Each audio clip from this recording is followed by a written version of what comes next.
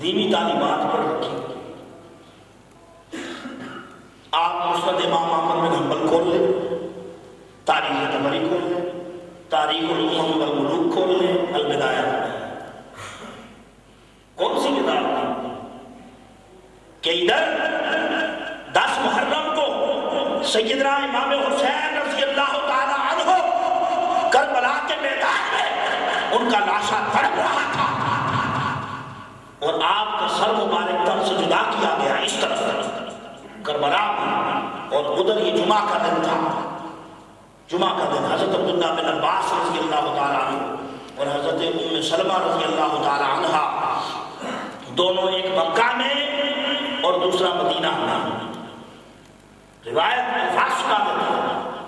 حضرت ام سلمہ فرماتی ہے رأیت رسول اللہ صلی اللہ علیہ وسلم فی المنام اشعث اغبر وفی لحیتہ ورأسہ التراب. میں نے خواب میں دیکھا کہ آقا علیہ الصلوۃ والسلام پریشان اور مغموم حالت میں. دوستو سوچو تو صحیح, وہ آقا کہ جن کی اتنی پیاری پیاری زلفیں اور اتنا پیارا چہرہ اور حضور صلی اللہ علیہ وسلم کا اتنا پیارا امامہ کہ ساری عمر سر سے نہ اترا ہو, اور پاک طاہر مطہر نفیس جیسے حالت یہ ہے. صحیح حدیث مبارکہ ہوگی نا 14 روایات ہیں اس کے آگے, مشہور اور متواتر سے بھی آگے کی حدیث ہے. فرماتی ہے کہ میں نے خواب میں دیکھا کہ حضور کا چمکتا دمکتا چہرہ کہ زندگی میں جس پر کبھی گھٹ نہ پڑی تھی, اس چہرے کی یہ کیفیت تھی اشعث اغبر وفی راسہ ولحیتہ التراب. آقا علیہ الصلوۃ والسلام کو دیکھا کہ آقا علیہ الصلوۃ والسلام کے داڑھی میں اور سر مبارک میں زلف مبارک میں ہر طرف گرد و غبار تھا, اور آقا علیہ الصلوۃ والسلام پریشان تھے. اور حضرت ابن عباس فرماتے ہیں فیہا دم فی عینہ دم. حضور صلی اللہ علیہ وسلم کی آنکھیں آنسوؤں سے برس رہی تھی اور داڑھی مبارک میں یہاں سے آنسو نیچے دبک رہے تھے. ہم نے پوچھا وہاں لگا یا رسول اللہ صلی اللہ علیہ وسلم, یا رسول اللہ کہاں وہ وہاں چہرہ کہ ہم ہنستا مسکراتا دیکھا کرتے تھے. یا رسول اللہ آج آپ کے سر پر امامہ نہیں ہے, گرد و غبار سے ہٹا ہوا چہرہ. اور یا رسول اللہ اس چہرے پر کتنا گرد و غبار, جس چہرے کی اللہ قسم اٹھاتا, جن زلفوں کی اللہ قسم اٹھاتا ہے. یا رسول اللہ ما لکا, آپ کو کیا ہوا ہے, آپ کے ساتھ کیا ہوتا ہے. یہ وہ رسول جو خود راستوں میں کھڑے ہو کے لوگوں سے پوچھا کرتے تھے لوگوں تمہیں کیا ہوا. آج اس رسول کی حالت یہ ہے کہ اپنے نواسے کی شہادت پر وہ خواب میں آئے ہیں اور کیفیت یہ, اور صحابہ پوچھ رہے ہیں ما لکا یا رسول اللہ, یا رسول اللہ آپ کو کیا غم ہے, کیا تکلیف پہنچی ہے.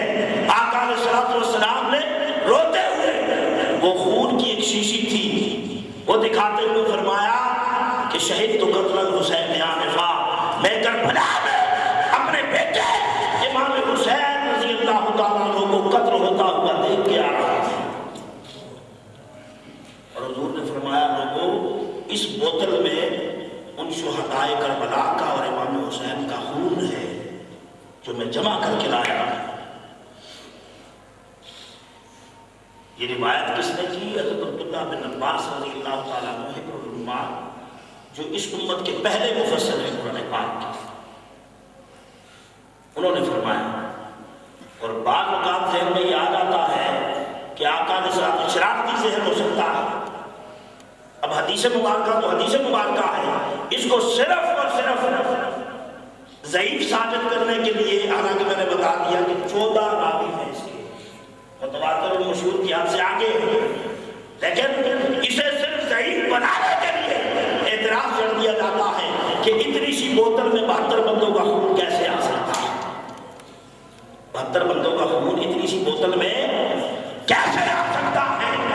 یہ اس اتنی سی بوتل میں 72 بندوں کا خون بالکل اسی طرح آ سکتا ہے جس طرح صلح حدیبیہ کے موقع پر 1400 صحابہ کے وضو کے لیے پانی اتنی سی اتنے سے لوٹے میں آ گیا تھا.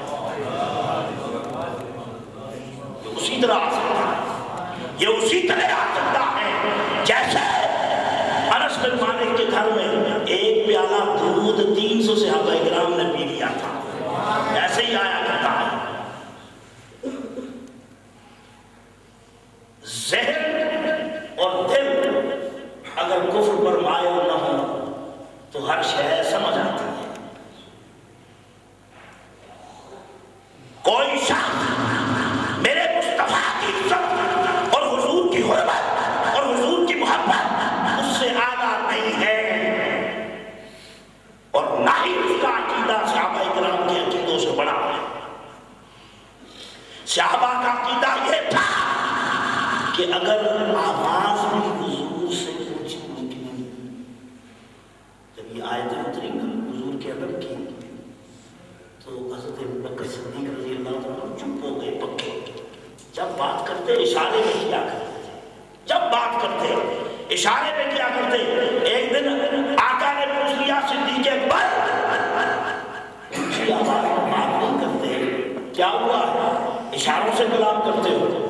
یا عرض کی یا رسول اللہ صلی اللہ علیہ وسلم، اللہ نے آیت اتار دی ہے کہ میرے رسول کے سامنے اونچی آواز سے کلام نہ کرنا، یہ نہ ہو میرے رسول کو اذیت ہو اور گستاخی ہو جائے. یا رسول اللہ میری آواز قدرتی طور پہ بلند ہے تو میں ڈرتا ہوں کہ آپ سے عام بات کروں گا تب بھی میری آواز اونچی ہو جائے گی اور میرے سارے اعمال غارت ہو جائیں گے. کہا وہ عشق اور صحابہ کا ادب کہ مصطفیٰ کی آواز سے آواز اونچی ہو جائے تو اسے بھی اذیت سمجھے، اور کہا آج کے امتی کہ حضور علیہ السلام کا پورا خانوادہ کٹ جائے اور اس پہ یہ کہتے پھریں کہ اذیت کیسے ہے، اذیت کیسے ہے، تم ہوتے بہت ہو.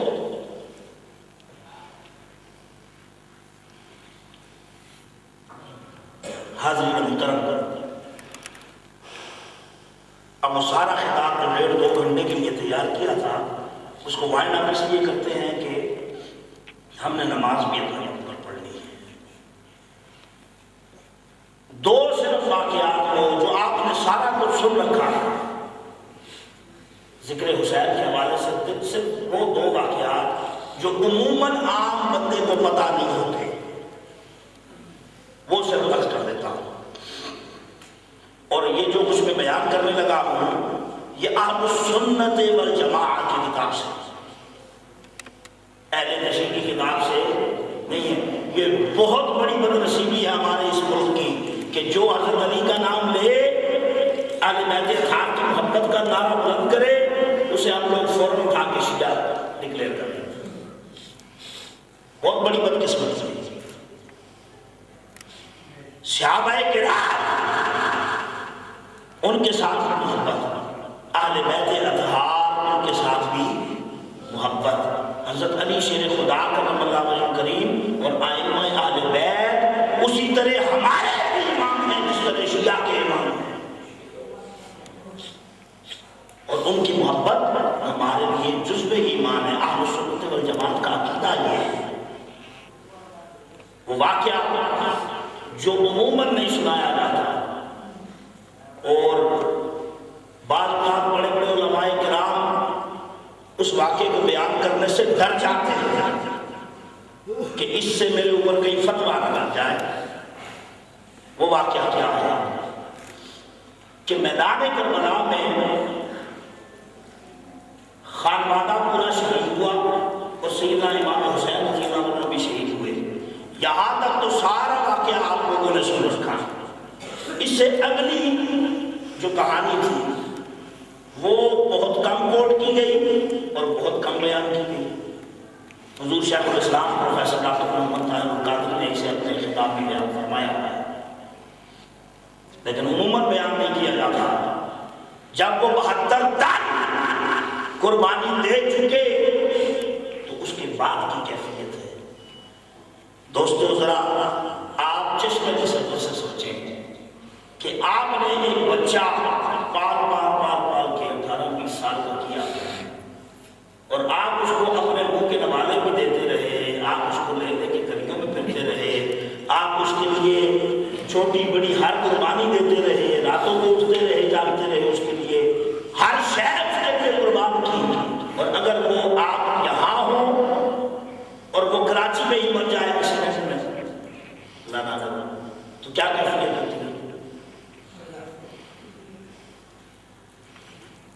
انسان ماں باپ کے لیے آدھا مرنا اسی دن ہو جاتا ہے، آدھے وہ مر جاتے ہیں اسی دن، لیکن آپ حوصلہ دیکھیں، ہمت دیکھیں، صبر دیکھیں حضرت امام حسین کا کہ اپنے سارے بیٹے اپنے ہاتھوں سے بھتیجے جوان کیے اور جوان کر کے سامنے کر گئے، سامنے کر گئے۔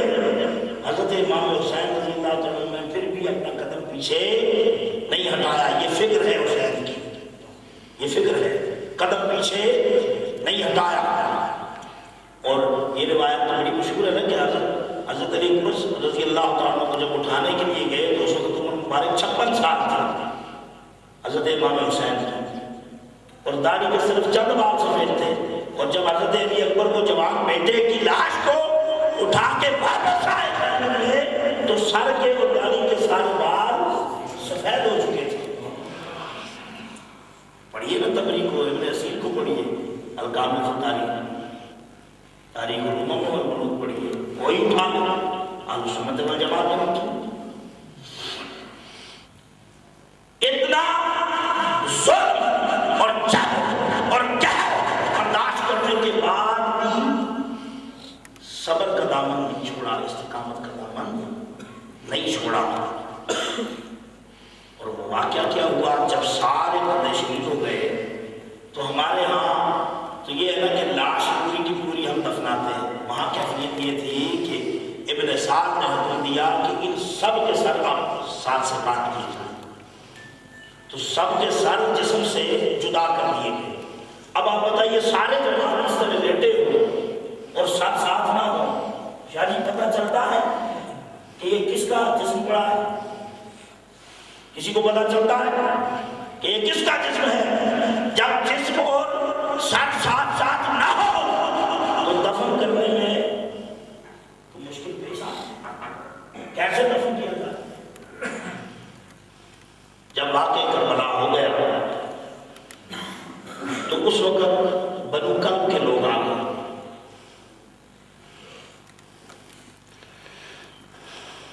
ان کو یہ مرحلہ درپیش تھا کہ یہ کس کس کا جسم ہے، کیسے دفن کریں اور کیسے اس کے اوپر نشانی رکھیں کہ یہاں کون دفن ہے۔ سر تو انہوں نے نیزوں پہ چڑھا دیے تھے علیحدہ علیحدہ۔ آخر کار فیصلہ کیا کہ دو جسم تو ضرور پہچانے جانے چاہیے، ایک حضرت امام حسین کا اور ایک حضرت عباس کا۔ ان دونوں کے جسموں کو ضرور پہچاننا چاہیے۔ کچھ لوگوں کو لایا گیا، وہ دیکھتے رہے، انہوں نے کہا کہ ہمیں صحیح پتہ نہیں چلتا۔ اور کیوں نہیں پتہ چلتا تھا کہ جب وہ لاشیں اس طرح لائن میں ہٹائے گئے نا، استغفر اللہ معاذ اللہ استغفر اللہ معاذ اللہ، آج ہی پڑھ رہا تھا، آج ہی میں نے پڑھا کہ یزیدیوں نے جاتے ہوئے حضرت امام حسین رضی اللہ عنہ ان کے ساتھیوں کے صدر کے کپڑے چھوڑ کے سارا سامان کپڑوں سمیت اتار کے ساتھ لے۔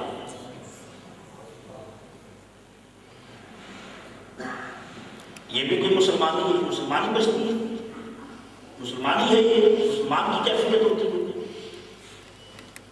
یہ تو دشمن کے ساتھ کوئی نہیں کرتا، حضور صلی اللہ علیہ وسلم کا نواسا، حضور کا بیٹا۔ تو اس کے بعد حکم دیا کہ ان کے اوپر